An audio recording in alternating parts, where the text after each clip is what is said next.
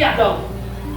Eu quero que você pense comigo, Deus vendo Adão todo dia, como eu estou vendo, irmão Cristiano. Eu quero que você pense comigo, Deus se relacionando, assim como eu estou te vendo e te ouvindo. Sabe, Deus conversando, não era só um robô que estava ali, era um homem se relacionando com Deus, de pai para filho, de amigo, de irmão, juntos. E de repente esse elo é quebrado. Eu costumo dizer que, pegando a fala até mesmo do pastor Vanderlei, 3 coisas o homem perdeu, pelo menos assim que ele pegou. A primeira e principal das coisas foi a presença permanente do Senhor. A segunda coisa que o homem perdeu foi a terra, porque a terra era domínio do homem.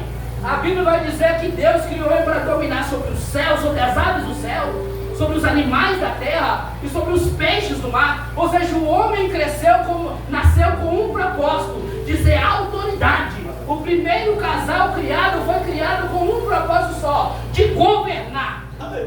Era como se Deus delegasse ao homem toda a autoridade aqui embaixo. Por isso que então é em vão que Jesus vai dizer: o que ligar na terra é ligado no céu. Jesus não fala palavras em vão. Então quando a gente olha para isso aqui, a gente começa a perceber que o homem perdeu muita coisa. E a terceira coisa que o homem perdeu foi a morte que entrou e a eternidade foi comprometida. Ou seja, o pecado entrando se tornou um caos. Mas o que tem a ver isso com o nascimento de Jesus? Tudo.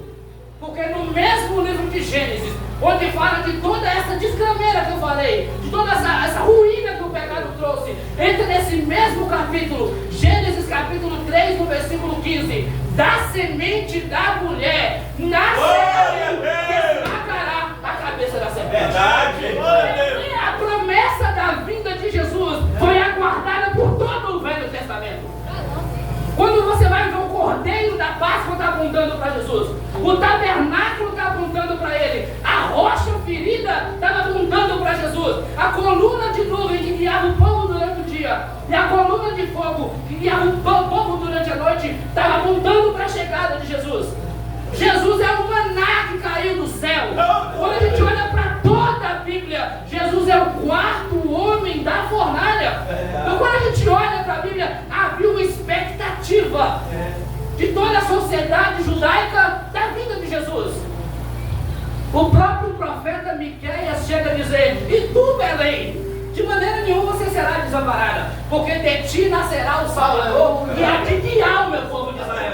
Então havia uma expectativa, havia uma esperança de que ele viria, e Jesus veio e ninguém recebeu. É aí que eu quero começar nessa noite, com temor e temor. Aleluia. Amém, meu Deus. Quem deu crédito, ou quem dará crédito à vinda do Senhor Jesus? Eu não estou falando de um bebê qualquer. Eu estou falando de alguém que já era Deus e teve que se esvaziar a ponto de se tornar um bebê.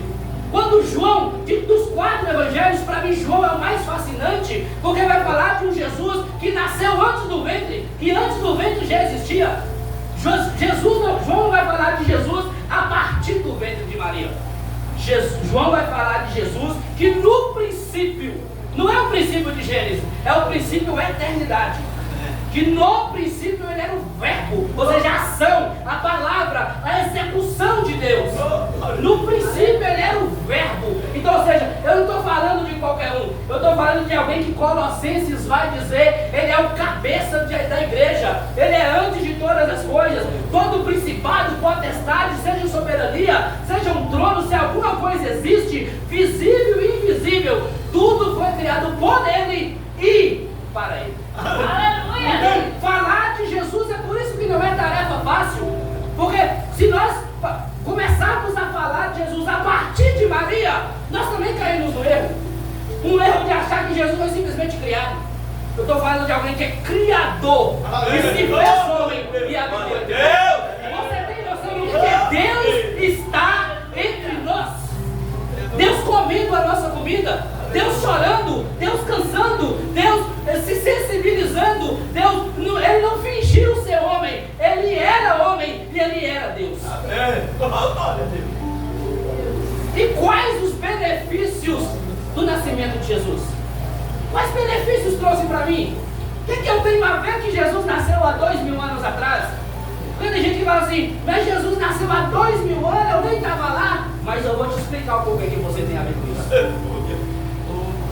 Quando a gente olha para Jesus, uma das características principais, é lógico que tem diversas, mas eu vou citar pelo menos 3 para que a gente possa concluir em nome de Jesus. Quais os benefícios para a minha vida do nascimento de Jesus? O primeiro benefício é que Jesus me trouxe esperança. A Bíblia fala que todos nós andávamos desgarrados como ovelha. Cada um se desviava pelo seu próprio caminho. Eu não quero aqui meter o dedo na ferida de ninguém, mas todos nós sabemos quem éramos antes do Senhor nos alcançar. Qual era o nosso destino, afinal de contas? Caminhávamos a passos largos para o inferno. Talvez uns vão dizer que eram politicamente corretos. Aceitou Jesus porque tinha que aceitar, mas todos nós andávamos como cegos, caminhando cada um na sua direção, cada um seguindo a dureza do seu coração maligno. Mas Jesus veio e implantou uma esperança no meu coração. Agora eu sei que eu posso morrer doente, mas a esperança que eu tenho é que Ele virá e me ressuscitará. Agora eu creio que eu posso estar sem dinheiro, que o dono do ouro e da prata virá e me buscará. Essa esperança não pode ser desfeita, do nosso coração. Aleluia. Nós não podemos permitir que nada desfaça essa esperança do nosso coração, porque os dias são maus e serão maus. Nós vamos precisar agarrar com firmeza nessa esperança. Qual a segunda coisa que a